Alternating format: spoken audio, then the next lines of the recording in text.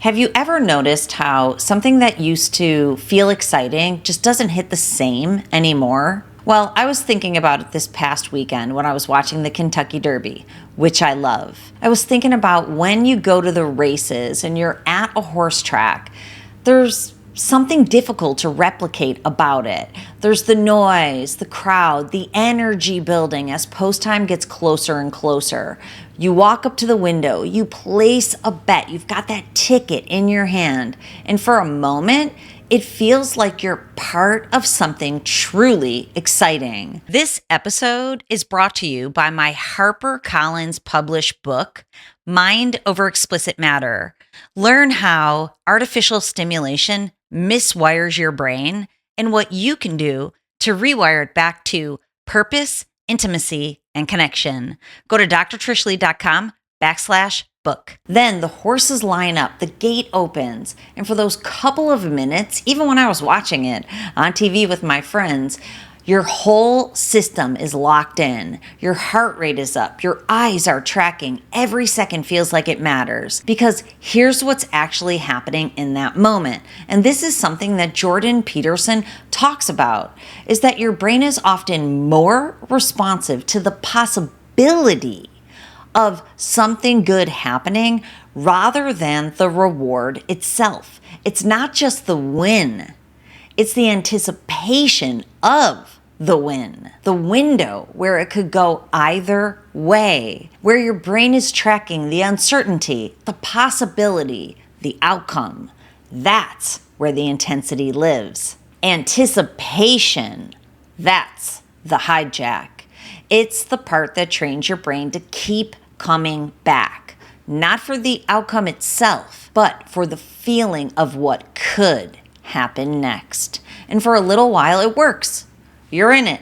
Time moves differently. You feel engaged. But then something shifts, and it's subtle. Maybe it's the next race or the one after that.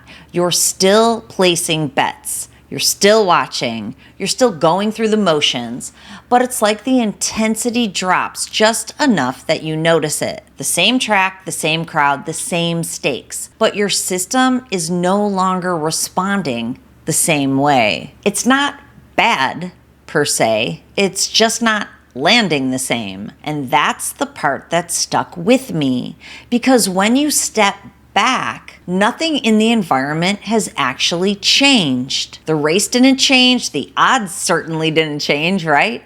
You did. You changed.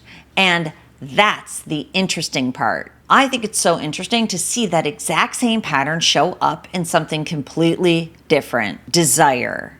Not as a moral issue, not as a relationship issue, but as my favorite thing, a brain pattern issue. Scott Galloway talks about how men are wired to be more risk aggressive, historically pushing toward hunting and mating opportunities.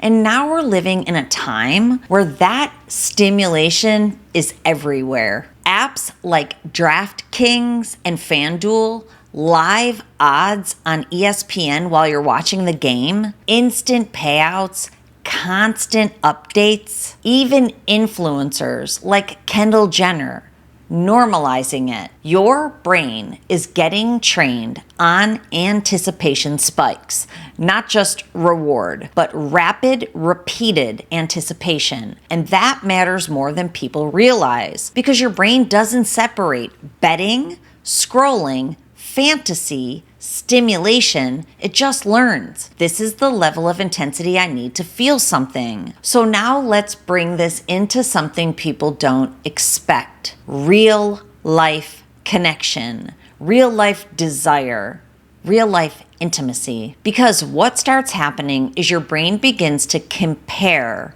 predictable, slower relational experiences to fast, high-intensity, uncertainty-driven spikes. And guess what? It chooses the spikes. Not because it's broken, but because it was trained that way. It's like the difference between live betting and just watching the game. When you're live betting, every single second matters. Every play has stakes. Your brain is locked in. But When you just sit down to watch, it can feel slow, not because the game changed, but because your brain got used to the constant stakes. That's what's happening. Real connection doesn't feel empty. It just doesn't have a scoreboard updating every second. From a neuroscience standpoint, you're training your dopamine system around unpredictability, fast feedback, and constant novelty. And over time, your baseline shifts. So now effort feels heavier, presence feels harder, engagement drops. Engagement drops faster. And that's where people start saying, I don't feel as into it anymore. But here's the part I really want you to hear. This isn't about failure. This isn't about discipline. It's not even about willpower.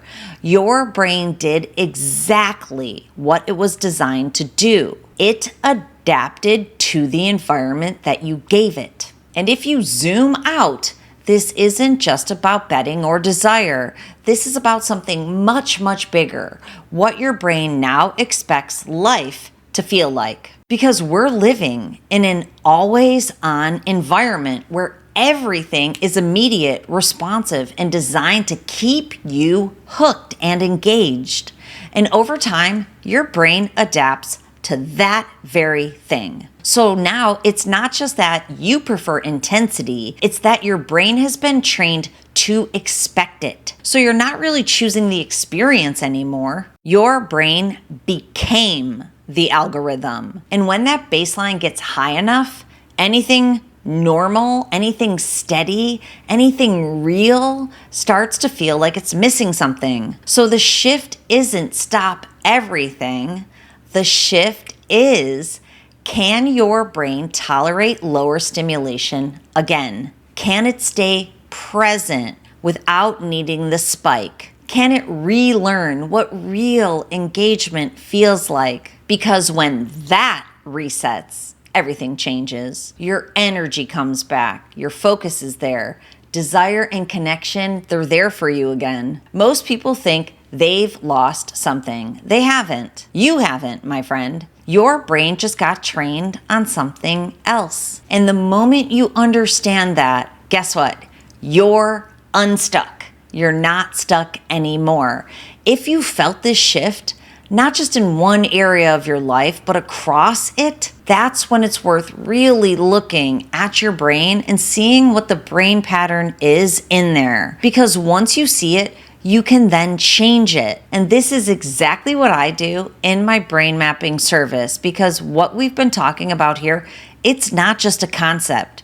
It is a true neurological pattern that is running your brain. Your brain is running on it. And most people are trying to fix it from the outside in, changing your behaviors, using willpower, pushing through. But they're not actually seeing what their brain is doing underneath. When you map your brain, you can actually see how it's been trained, where the overstimulation is, where the regulation is off, how your system is responding to reward, to focus, to connection, desire, and intimacy. And once you can see it clearly with your own eyes, you're not guessing anymore. You're working with your brain instead of against it, like you may have been for a long time. So if you've been feeling this, like things don't hit the same, like your energy or desire, or maybe even your focus has shifted, that's where you start, okay? So if you're up for it, go over to drtrishleigh.com, schedule a private meeting with me so that we can take a look at your brain.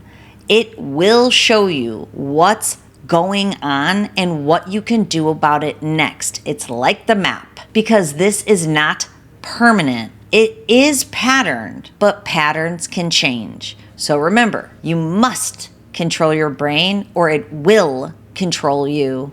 I'll see you next time.